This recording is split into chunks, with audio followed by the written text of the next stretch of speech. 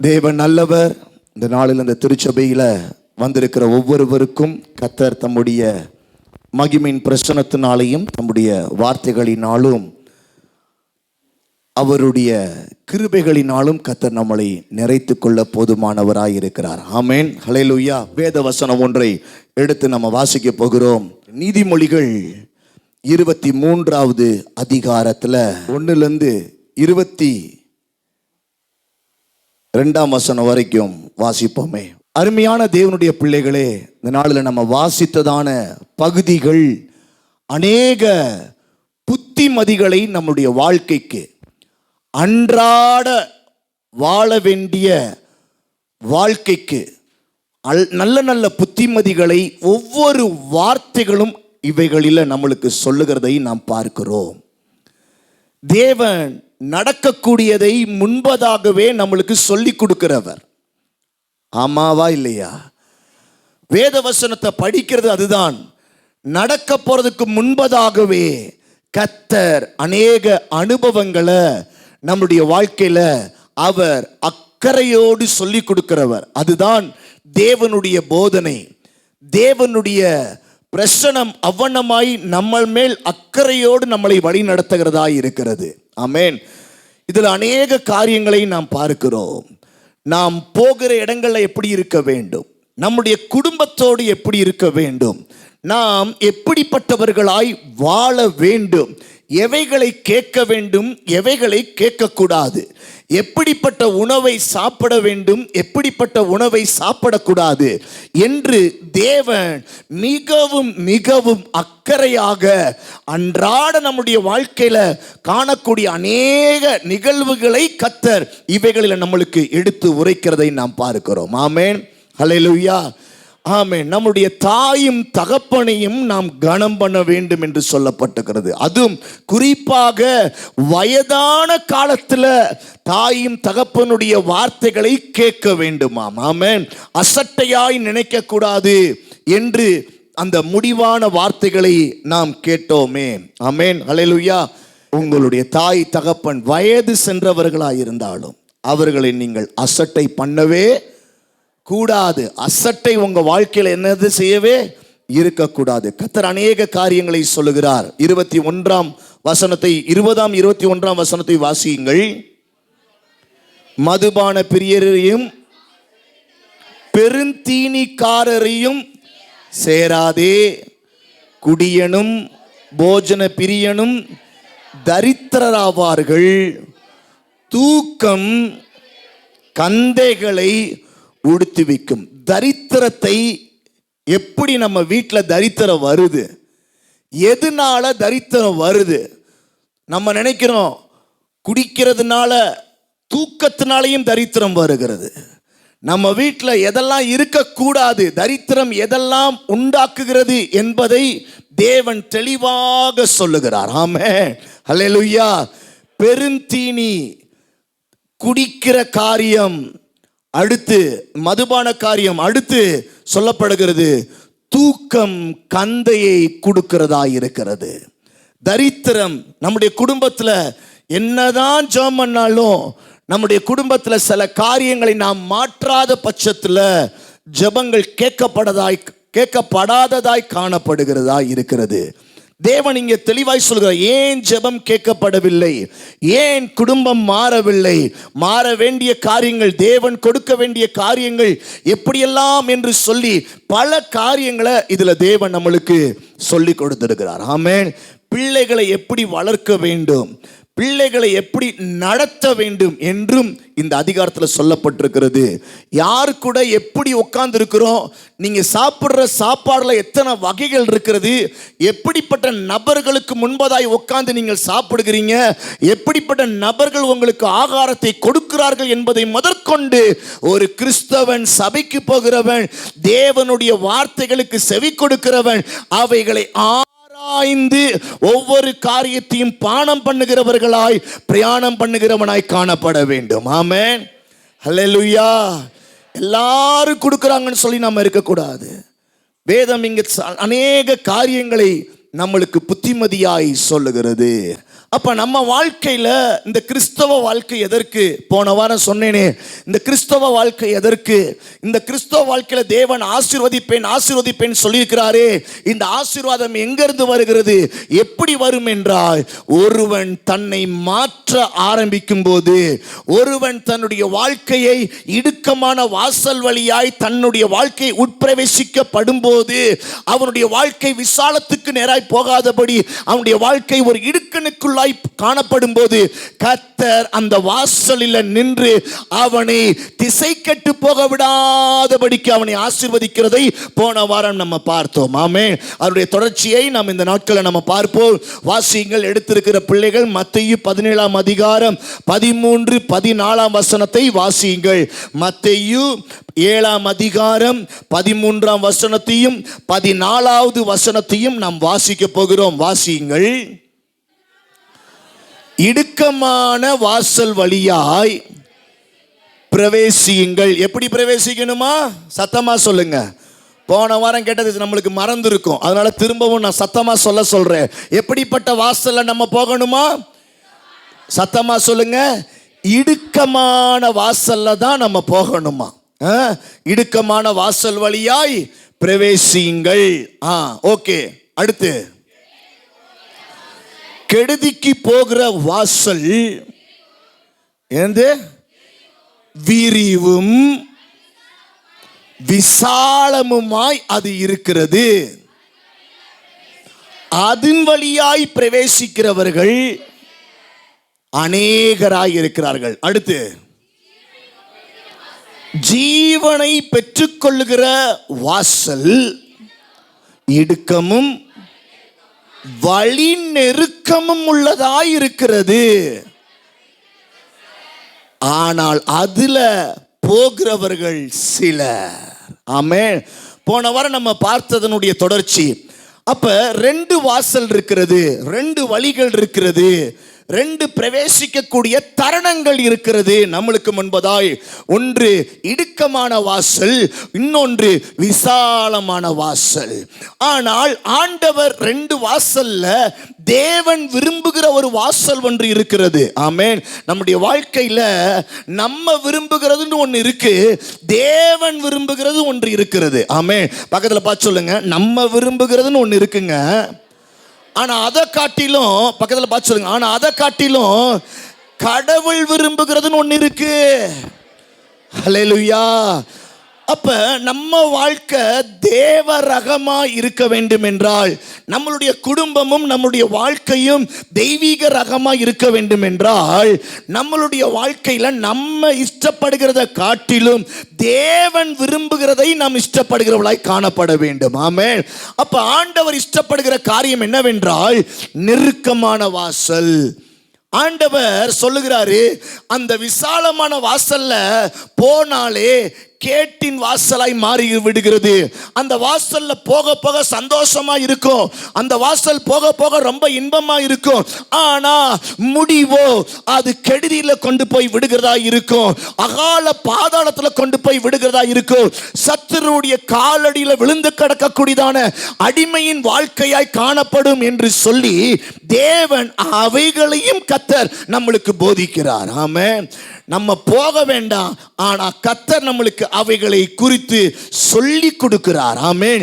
கேட்டின் பாதையோ அது விசாலமா இருக்கோ, அதை குறித்து வேதத்துல அநேக காரியங்கள் சொல்லப்படுகிறது. அது எல்லாருக்கும் இன்பமா இருக்கும், அதுல விழுந்தவர்கள் எழும்பினதில்லை, அதுல இழுத்துட்டு போனவங்க அவங்க திரும்ப வந்ததா இல்லை. ஆகையால் தேவனுடைய பிள்ளைகளுக்கு கர்த்தர் சொல்லுகிற காரியம், இடுக்கமான வாசல் வழியாய் நுழைய, நம்ம வாழ்க்கைகளை நடத்த, சந்தோஷமாய் அவைகளில் நடத்த நம்ம காணப்படும் போது கர்த்தர் ரூத்தினுடைய வாழ்க்கையை கர்த்தர் பெஸ்டாக வைத்திருந்ததை போல, ரூத்தினுடைய வாழ்க்கை இடுக்கமாய் இருந்தது, ரூத்தினுடைய வாழ்க்கை மிகவும் கடினமாய் இருந்தது, ரூத்தினுடைய வாழ்க்கை மிகவும் வேதனைக்குரியதாக இருந்தது. ஆகிலும் அவள் தன்னுடைய மாமியாரோடு அந்த நெருக்கமான வாழ்க்கைக்குள்ளாக இஷ்டப்பட்டு போனதனுடைய விளைவு முடிவுல பார்க்கிறோம். போவாசனுடைய அநேக ஆசீர்வாதங்களுக்கு சொந்தக்காரியாய் மாறினது மாத்திரமல்ல, இந்த உலகத்தை ரட்சிக்கக்கூடிய இரட்சகர் அவளுடைய சந்ததியில பிறக்கக்கூடியதான உன்னத பாக்கியம் கிடைத்தது. ஆமென். ஹல்லேலூயா. யோசேப்பை குறித்து நம்ம பார்க்கலாம், யாக்கோபை குறித்து பார்க்கலாம். தேவனுடைய பிள்ளைகளே, நெருக்கத்தின் வாசல் வழியாய் போன அவர்களுடைய வாழ்க்கையில நெருக்கம் ஆரம்பத்தில் காணப்பட்டிருந்தது. ஆனால் போக போக தெய்வத்தினுடைய ஆசீர்வாதம் அவர்களுடைய வாழ்க்கையில விசாலமாய் காணப்பட்டிருந்தது. ஆமென்.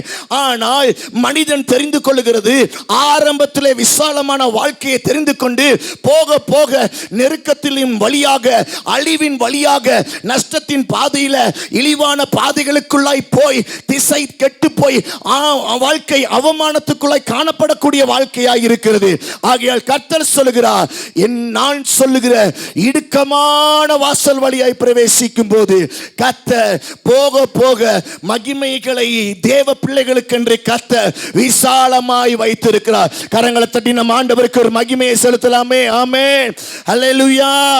கர்த்தர் ரூத்துக்கு அருளினதான ஆசீர்வாதங்கள், கர்த்தர் யாக்கோபுக்கு அருளினதான ஆசீர்வாதங்கள், தேவன் ஆமென் ஆண்டவர் யோசேப்புக்கு அருளினதான ஆசீர்வாதங்களை தேவன் போக போக தேவன் நன்மைகளினால விருத்தி அடைய வைக்கிற தேவனாய் இருக்கிறார். ஆமென். ஹல்லேலூயா. ரொம்ப கஷ்டப்பட்டவன் யாக்கோபு, அவன் மிகவும் மன வருத்தத்தோடு காணப்பட்டிருந்தான். ஆனால் திரும்ப வரும்போது கர்த்தர் அவனோடு கூட இருந்தார். இடுக்கமான வாசல் வழியாய் பிரவேசிக்கிற ஒவ்வொருத்தவங்களும் கூட தேவன் இருந்து ஆண்டவர் யாக்கோபுக்கு இரு பரிவாரணங்கள் நிறைய ஆசீர்வாதத்தை தேவன் தந்தது போல நம்மளுக்கும் கர்த்தர் செய்ய வல்லவராய் இருக்கிறார். ஆமென். ஆமென். யோசேப்புடைய வாழ்க்கையை பார்க்கலாம். அவனுடைய வாழ்க்கை ஆரம்பத்தில் சொந்த சகோதரர்கள் பகைக்கப்பட்டு குழியில போடப்படுகிற அனுபவம் எடுத்து அவனை கொல்ல வேண்டும் என்று நினைத்தார்கள். அவனுடைய வாழ்க்கையை இதோடு அழிக்க வேண்டும் என்று சொல்லி நினைத்தார்கள். இவன் என்னடா தேவன் என்று சொல்லுகிறான், இவனுக்கென்று சொல்லி வித்தியாசமான அனுபவங்கள் இருக்கிறது என்று சொல்லி பொறாமைப்பட்டு அவர் சொந்த சகோதரனையே கொலை பண்ண வேண்டும் என்று நினைத்திருந்த போதிலும், குழியில போடப்பட்டு அவனை எடுத்து விற்ற போட்டதிலும் தேவன் பின் நாட்களில் இவர்களுடைய வாழ்க்கையில பஞ்சம் வந்த போது அதே யோசேப்புடைய கைகளினால்தான் இவர்களுடைய வாழ்க்கை நிறைய கர்த்தர் கிருபை செய்தார். ஆமென்.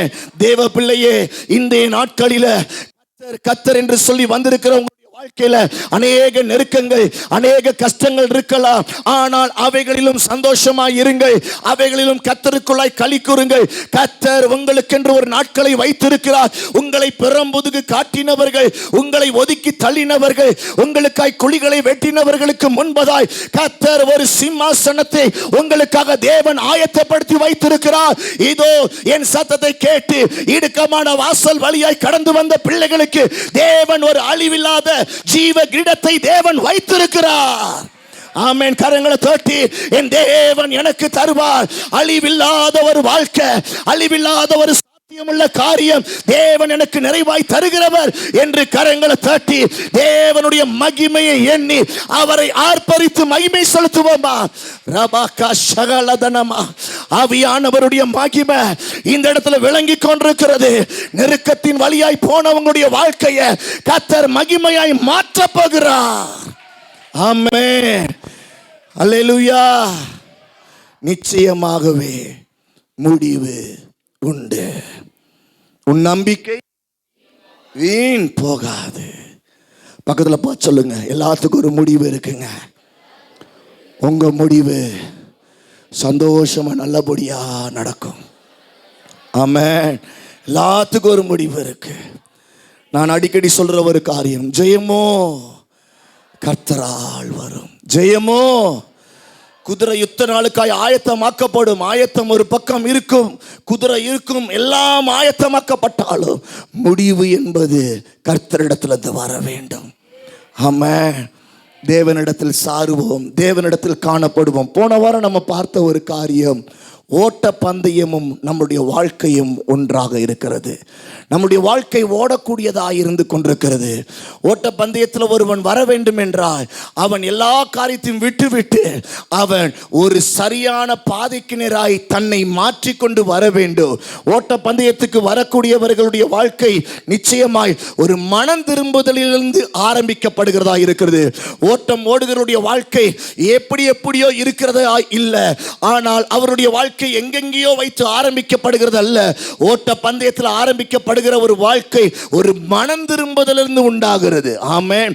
தேவ பிள்ளைகளே, இன்றைக்கு ஒரு வார்த்தையை நான் சொல்லுகிறேன். உங்களுடைய வாழ்க்கையில கர்த்தருடைய ரகமான ஆசீர்வாதங்கள் கிடைக்க வேண்டும் என்றால் உங்களுடைய ஓட்டத்தில் ஒரு மனம் திரும்பப்படுகிற ஒரு ஆரம்பத்தை நீங்கள் செய்வீர்கள் என்றால், உங்களுடைய ஓட்டத்தில் வாழ்க்கையில ஒரு மனம் திரும்பப்படுகிற ஒரு காரியத்தை கையாண்டு நடத்துவீர்கள் என்றால் கர்த்தர் அதனுடைய முடிவில் ஒரு நிச்சயமான ஒரு பந்தய பொருளை தேவன் உங்களுக்கு நிச்சயமாய் அவர் முடிசூட்டி கொடுக்க வல்லவராய் இருக்கிறார். ஆமென்.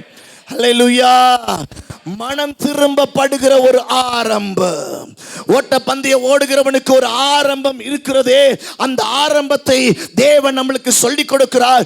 மனம் திரும்பப்படுகிறதான ஒரு ஆரம்பம். மனம் திரும்பப்பட்டு நம்முடைய வாழ்க்கையில எவைகளெல்லாம் மனம் திரும்பப்படுகிற ஒரு காரியத்தை கையாளுகிறோமோ, சரி இதுவரைக்கும் இப்படி நடந்து கொண்டோம், இனி இப்படி நடந்து கொள்ளலாம் என்று சொல்லி நம்முடைய வாழ்க்கையில சீர்படுத்தி செவ்வைப்படுத்தி அந்த இடுக்கமான வாசலுக்குள்ளாய் நம்மளை முன்ன வைத்து ஆரம்பிக்கப்படுகிறோமோ, கர்த்தர் ஜெயத்தை தருவார். கர்த்தர் நிச்சயமாய் அழிவில்லாத ஜீவ கிரீடத்தை நம்முடைய வாழ்க்கையில நிச்சயம் கர்த்தர் தருகிறவராய் இருக்கிறார். அழிவில்லாத காரியத்தை துவக்கம் மனம் திரும்புதலோடு இருக்க வேண்டும். துவக்கம் எப்படி இருக்க வேண்டும்? இவ்வளவு நாள் இப்படி வாழ்ந்துட்டேன், ஆனா இனி என்னை மாற்ற ஆரம்பிக்கிறேன். இனி என் குடும்பத்தில் இப்படி நான் செய்ய ஆரம்பிக்கிறேன். இனி என் வேலை பார்க்குற இடத்துல நான் இப்படி செய்ய ஆரம்பிக்கிறேன். என்ன ஆனாலும் பரவாயில்ல, கடவுள் பார்த்து கொள்ளட்டும் என்று சொல்லி எந்த ஒரு காரியத்தையும் சாராமல் தேவனை சார்ந்து ஒரு ஆரம்பத்தை மனம் திரும்புதலோடு நீங்க ஆரம்பிப்பீர்கள் என்றால் உங்களுடைய ஆரம்பத்தில் தேவன் துவங்கி முடிவு வரைக்கும் வெற்றியை அடைவதற்கு தேவனுடைய ஒத்தாசையை, கிருபையை, தயவை பெற்றுக்கொள்ளக்கூடிய கிருபைகளை தேவன் தருகிறவராயிருக்கிறார். ஆமென். ஹல்லேலூயா. முதல் தகுதி, என் வாழ்க்கையில சில காரியத்திலிருந்து நான் என்னை மாற்ற ஆரம்பிக்கிறேன், என்ன சில காரியத்திலிருந்து நான் மாற்ற ஆரம்பிக்கிறேன் என்று சொல்லி உங்களுடைய துவக்கம் அப்படி இருக்கும் என்றால் இன்றைக்கும் தேவன் உங்களுடைய ஓட்டத்தில் அவர் இணைகிறவராயிருக்கிறார். ஆமென். நீங்க தனியா ஓடுகிற ஆளா இருக்க மாட்டீங்க.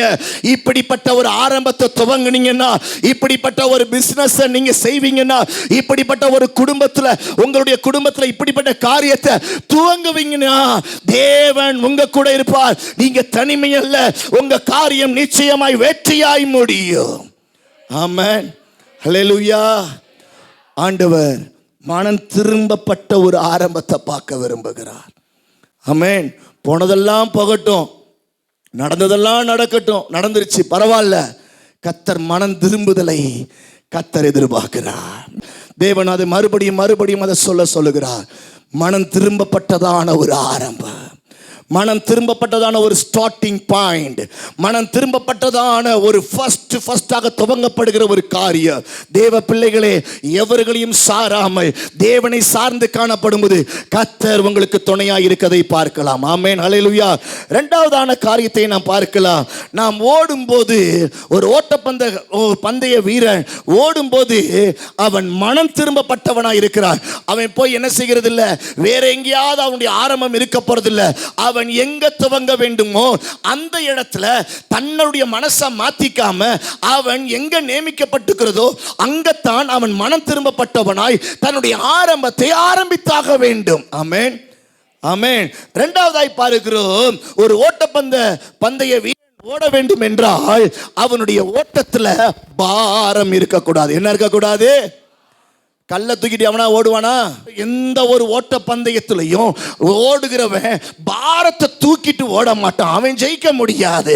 அவன் எவ்வளோ பெரிய வீரனா இருக்கட்டும், அவன் எவ்வளோ பெரிய வலிமை உள்ளவனா இருக்கட்டும், தூக்கி பாரத்தை சுமக்கிறவனாய் ஓடக்கூடாது. ஆமென்.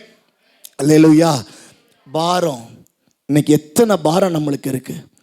ஆண்டவரே நம்ம கிட்ட மனம் இறங்குனதுக்கு முதல் காரணமே அதுதான். வாசிக்கிறீங்களா? சில வசனத்தை வாசிங்க. மத்தேயு 11:28 எடுத்த தேவ பிள்ளைகள் வேகமா வாசிங்க.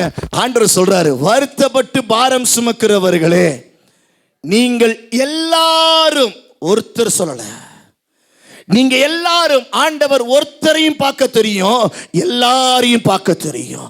அவர் ஒருத்தரைய புரிஞ்சிக்க தெரியும், எல்லாரையும் புரிஞ்சிக்க தெரியும். ஆமென், ஆமென்.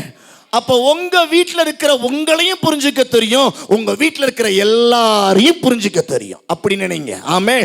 வேலை பார்க்குற இடத்துல உங்களையும் புரிஞ்சுக்க தெரியும், மற்றவங்க வேலை பார்க்குறவங்களையும் உங்க உயர் அதிகாரிகளையும் ஆண்டவருக்கு புரிய தெரியும். ஆமென். அப்ப நீ கோளாறு சொல்லாத. உன் ஸ்டார்டிங் பாயிண்ட் மனம் திரும்ப பட்டுகிற ஃபர்ஸ்ட் விஷயத்துல இரு. ரெண்டாவது காரியம், நீ பாரம் இருக்குதுன்னா ஆண்டவர் சொல்றாரு, ஏன் இடத்துல வா. உனக்கு பாரத்தை சுமந்துக்கிட்டு உன் வாழ்க்கையில ஓட முடியாது. பாரத்தை இறக்கி வை. எங்க இறக்கி வைனா, ஏன் பாதத்துல, ஏன் கிட்ட, ஏன் மூலமா. அதுதான் கரெக்டான பதம், ஏன் மூலமா. ஆமென், ஆமென். நம்ம எத்தனை பாரங்களை வச்சிருக்கிறோம். கடன், எப்படி பார்த்தாலும் கடனை வாங்கிடுறோமே, அங்கிட்டு இங்கிட்டு சுத்தி வாங்கிடுறோமே. கடனே வாங்கக்கூடாதா? ஆண்டவர்கிட்ட வந்து நில்லு. ஆண்டவர் மூலமா முடிவெடுத்து வாழ ஆரம்பிங்க, துவங்குங்க. ஆண்டவர் சரின்னு சொல்லவே மாட்டாரு, ஆனாலும் தேவன் நடத்துங்கன்னு சொல்லி அவர்கிட்ட ஒப்பு கொடுத்து நடத்தி பாருங்க. கர்த்தர் கடன் இல்லாமல் உங்க பாரத்தை கர்த்தர் லகுவாய் மாற்றி தேவன் நடத்த வல்லவராய் இருக்கிறார். இருக்காராங்க? சத்தமா சொல்லுங்க, இருக்காரா? ஒரு கடனை குறித்து நம்ம நினைக்கிறோமே, நீங்களா இருக்கிறபடினால, நீங்களா பாரத்தை வச்சு சுமக்கிறதுனாலதான் அந்த அடிமைத்தனத்துல இன்னும் உங்களால விலக முடியல. பாரம் நீங்கி ஓட வைக்கக்கூடியவர் நம்முடைய ஆண்டவர். அல்லேலூயா. அப்ப பாரத்தை நான் நீக்குவதில்லைங்க, நான் பாரத்தோடு தேவன் மூலமா என் பாரம் நீக்கப்படணும் சொல்லி நான் விரும்ப வேண்டும், நான் நினைக்க வேண்டும். ஆமென். எப்படிப்பட்ட பாரம், எப்படிப்பட்ட பாரம், எப்படிப்பட்ட பாரம். வாசிங்க, லூக்கா 21 34 வாசியுங்கள். உங்கள் இருதயங்கள் பெருந்தீண்டியினாலும் வெறியினாலும் லௌகீக கவலைகளினாலும் பாரம் அடையாதபடிக்கு. அப்படி என்னைய பாருங்க. இப்ப இதுல பாரத்தை எது கொடுக்குதுன்னு சொல்லி சொல்லப்பட்டிருக்கா? சொல்லுங்க, சொல்லப்பட்டிருக்கா? சரி, எது எதுனால பாரம் வரும் சொல்லி சொல்லப்பட்டிருக்கா? எத்தனை? 3. சூப்பர். 3. எது? பெருந்தீனினாலும், அடுத்து வெறினாலும், 3 லௌகீக கவலைகளினாலும். புரியுதா? பாரம் ஒரு மனுஷனுக்கு எதன் மூலமாய் உள்ள வருது? பாரம் எந்த காரியத்தை சுத்தி இருக்குது அப்படின்னா இந்த 3 காரியத்தின் மூலமாய் உருவாகுது. 1 பெருந்தீனினாலும். சொல்லுங்க, 1 என்னது? பெருந்தீனினாலும். 2 வெறினாலும். 3 லௌகீக கவலைகளினாலும். நீங்கள் பாரம் அடையாதபடிக்கு. அப்படின்னா இதனால நீங்க பாரம் அடைஞ்சிடாதீங்க அப்படி சொல்லப்பட்டு. அப்ப இதனால பாரம் அடைய முடியும், முடிகிறது. நம்மளை பாரப்படுத்தக்கூடிய காரியங்கள் இது 3ம் மிகவும் பெரிதானவைகளாய், முக்கியத்துவம் வாய்ந்தவைகளாய் இருக்கிறது. அப்ப பாரத்தை விட்டு நம்முடைய பாரம் எதனால வருகிறது என்பதை அறிந்து கொள்ள வேண்டும். நான் ஏன் எதுல சிக்கப்பட்டு இந்த காரியத்தை செய்கிறேன்? என் வாழ்க்கையில நான் சில காரியத்தை விட்டு நல்லா இருக்கணும்னு நினைக்கிறதுல இருந்து ஏன் மாற முடியல? இதனுடைய காரியம் என்ன அப்படின்னு சொல்லி வேதம் தெளிவாய் சொல்லுகிறது. ஏன்னா அவரால் விடுதலையாக்கப்பட முடியும். அவர் சொல்லுகிறார், இவைகளினால நீ பாரம் அடையாத. இந்த 3 காரியத்துக்கு நீ ரொம்ப கேர்ஃபுல்லா இரு அப்படின்னு சொல்றாரு. வெறித்தனமான மாயஜாலமான காரியங்கள் இன்னைக்கு நிறைய காரியங்கள் உண்டாயிருக்கு. போகட்டும், வெறித்தனமான காரியங்கள் நம்மளுடைய வாழ்க்கையில இல்லாதபடிக்கு தேவன் மூலமாய் மாறுவதற்கு ஒப்பு கொடுப்போம். ஆமென், ஹல்லேலூயா. கோபமா இருக்கலாம், நம்மக்கிட்ட ஏதாவது ஒரு பழக்க வழக்கம் இருக்கலாம், ஆனால் நீங்கள் மாறிடுறேன்னு சொல்லி சொல்லி தள்ளிட்டு தான் போகும். கர்த்தரிடத்துல வந்து ஒப்பு கொடுங்க, கர்த்தர் மாற்றி விடுவார். ஆமென், ஹல்லேலூயா. வருத்தப்பட்டு பாரம் சுமக்கிறவர்களே என்னிடத்தில் வாருங்கள், நான் உங்களுக்கு அதை மாற்றி இளைப்பாறுதலை தருவேன் என்று கர்த்தர் சொல்லியிருக்கிறார். ஆமென். மூணாவது காரியம், லௌகீக கவலைகள். எதையாவது பார்த்து கவலைப்படுறீங்களா? யாராவது சொந்தக்காரவங்க நல்லா இருக்கிறாங்கன்னு சொல்லி தெரிஞ்சிடும் உங்கள் மனசு வேதனைப்படுதா? அவங்கெல்லாம் கெட்டதை எனக்கு செஞ்சாங்களே, ஆனால் என் கண்ணுக்கு முன்னாடி நல்லா இருக்கிறாங்களே அப்படின்னு சொல்லி சில கவலைகள் வருதா? தேவ பிள்ளையே, கவலைப்படாதீங்க. கர்த்தர் நியாயம் செய்கிறவர். நீங்கள் சரியான நியாயத்தில் அதை குறித்து கூட கவலைப்படாமல் நீங்கள் இருந்தீங்கன்னா கர்த்தர் உங்களுக்கு நியாயம் செய்வார். உங்கள் கண்களை கர்த்தர் ஆச்சரியமாய் உங்களை நடத்துறத நீங்கள் பாருங்க. யாரையும் பார்க்காதீங்க. லௌகீகமான காரியத்தை குறித்து கவலைப்படாதீங்க. ஆமே, எனக்கு அது இல்லையே, இது இல்லையே, அது மாதிரி இல்லையே, இது மாதிரி இல்லையே, என் வீட்டில் அது இல்லையே, உங்கள் குடும்பத்தில் அது இருக்கு, இது இல்லை, எதையும் பார்க்காதீங்க. தேவ பிள்ளையே, கர்த்தர் உனக்கு அளக்கப்பட்டிருக்கிறதுல நீ நிறைவாய் ஸ்தோத்திரங்களை சொல்லிப்பார். கர்த்தர் அதை காட்டிலும் நிறைவாய் உன்னுடைய மடியில அளந்து ஆண்டவர் போடக்கூடியவர் என்று வேதவசனம் சொல்லுகிறது. ஆமென், ஹல்லேலூயா. அப்ப இந்த 3 காரியத்துல பாரம் வருது. ஆனா இந்த பாரங்கள்ல நம்ம எச்சரிப்பா இருக்க வேண்டும். பக்கத்துல பாத்துங்க, நம்ம எச்சரிப்பா இருக்கணும். சாப்பாடுல எச்சரிப்பா இருக்கணும், நம்ம குணத்தில் எச்சரிப்பாக இருக்கணும், நம்மளுடைய எண்ணங்களில் எச்சரிப்பாக இருக்கணும். ஆமென். கர்த்தர் நல்லவர். கண்களை மூடி நாம் ஜெபிப்போமா? ஆண்டவர்கிட்ட, ஆண்டவரே இயேசுவே, நான் ஓடக்கூடியவன் அல்லவா, நான் ஓட்டப்பந்தயத்தில் ஓடக்கூடிய நல்லவா, என்னுடைய ஓட்டம் எதனால ஆண்டவரே சரியான விதத்தில் ஓடாமல் சிலருடைய வாழ்க்கையில் ஆண்டவரே நின்று போனதாக இருக்கிறது. ஆண்டவரே, என்னுடைய காரியங்கள் இதில் சுற்றி இந்த 3ல் இருக்குது. ஆண்டவரே, நீங்கள் பேசுனீங்க நிச்சயம் உண்மையானதை சொல்லி கொடுப்பீங்க. ஆண்டவரே, பணம் இல்லைன்னா என் மனசு ஆண்டவரே வேற விதமா யோசனை வருது. பணம் இல்லைன்னா என் வார்த்தைகள் மாறுது. பணம் இல்லைன்னா என்னுடைய செயல்கள் மாறுது. பணத்துக்காக நான் எதையாவது செய்யணும் சொல்லி நான் பிரயாசப்படுகிறேன். யார்ட்டையாவது கடன் வாங்கணும் சொல்லி போனை போட்டுக்கிட்டே இருக்கிறேன். யார்ட்டையாவது எதையாவது கேட்டுக்கிட்டே இருக்கிறேன். பணம் பணம் பணம் என் வாழ்க்கையில பத்த மாட்டேங்குது. எப்ப பார்த்தாலும் என் சம்பளம் பத்தல, என் சம்பளம் குறைவு, எனக்கு வருகிற வருமானம் குறைவு குறைவு குறைவுன்னு சொல்லிக்கிட்டு இந்த இடத்துல யாராவது அப்படி இருக்கிறீங்கன்னா இன்னைக்கு மாற ஆரம்பிங்க. இன்னைக்கு மாற ஆரம்பிங்க.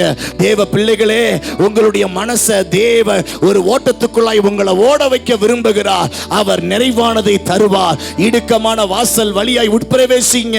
அதை தேவன் மகிமைக்குள்ளாய் உங்களை மாற்றி காண்பிப்பார். அவளுடைய வாழ்க்கையில ஒரு மாற்றம் உண்டானதை போல கர்த்தருடைய பிரசன்னம் இன்றைக்கு உங்க வாழ்க்கையில ஒரு மாற்றத்தை உண்டு பண்ண போகிறது. இந்த நல்ல போதனைகளையும் எங்களுடைய மனசு எதுல சிக்கப்பட்டு நாங்க முன்னதான் பார்த்துக்கிட்டு இருக்கோம், ஆனா பின்னாடி எங்களை ஏதோ விழ வைக்கும்படியா இழுத்து கொண்டிருக்கிறது. இந்த 3 கொக்கில ஏதோ ஒரு கொக்கில என் வாழ்க்கை மாட்டப்பட்டதா இருக்கிறது. நான் ஓடிதான் பார்க்கிறேன், ஆனா என்னால ஓடவே முடியல. நின்ன இடத்துல இருந்து கொஞ்சம் கூட வித்தியாசமே இல்லாம நான் ஓடின இடம் கூட குழியாய் மாறிடுச்சு. என் பிரயாசம் எல்லாம் வீணா போச்சு. என் வாழ்நாள் எல்லாம் வீணா போச்சு. ஆண்டவர் இன்னைக்கு வாசிக்கும் போது ஒரு வார்த்தையை கொடுத்தார்ல, பிரதர் சிஸ்டர், உன் நம்பிக்கை வீண் போகாது, நீ சரியானதை யோசித்து நட. இந்த 3 காரியத்துக்கு நீ எச்சரிப்பாயிரு. இதுல நீ விழுந்துராதபடி உன்னை நடத்த ஆரம்பி. கர்த்தர்கிட்ட வந்து நில்லு. கர்த்தர் இந்த 3 காரியத்தை உனக்கு காட்டுவார். இந்த லிமிட்டை தாண்டுற, இந்த காரியத்துல நீ இதை செய்யற, இந்த காரியத்துல இதை செய்யாத அப்படின்னு உங்க மனசுல ஆண்டவர் சொல்லுவாரு. இந்த இடத்துல இருக்கிற பரிசுத்த ஆவியானவர் இந்த வார்த்தையை கொடுத்தவர் உங்க மனசுல அவர் தீர்க்கமா செய்வார்.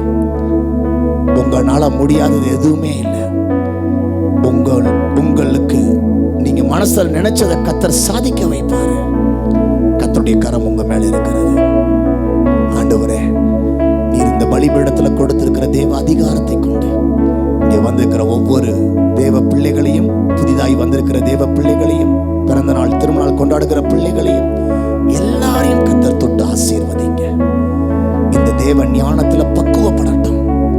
நீங்க மனசுல பேசுகிறவர் இந்த வாரம் ஃபுல்லா நீங்க பேசுங்க. என்னை இழுத்துட்டு போறதுக்கு நான் போகக்கூடாது, நான் திரும்பணும் என்று ஒரு நிலைகளை உறுதியாய் இருக்க கர்த்தருக்கு வச்சீங்க.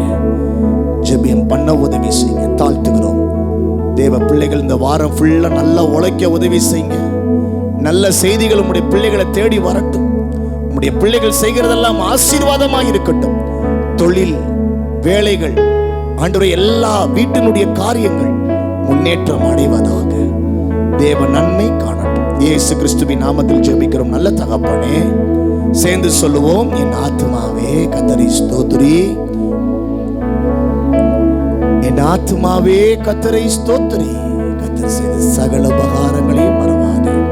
ஆமென். நம்முடைய கர்த்தராகிய இயேசு கிறிஸ்துவின் கிருபையும், தேவனுடைய அன்பும், பரிசுத்த ஆவியானவருடைய அந்யோன்ய ஐக்கியங்கள் நம் அனைவரோடும் கூட இப்பொழுதும் எல்லா காரியத்திலும், வீட்டிலையும் வேலை ஸ்தலத்திலும் வெளியிலும் நடமாடுகிற சகல காரியத்திலும் தேவ கிருபையும் தேவ தயவும் அதிகமாய்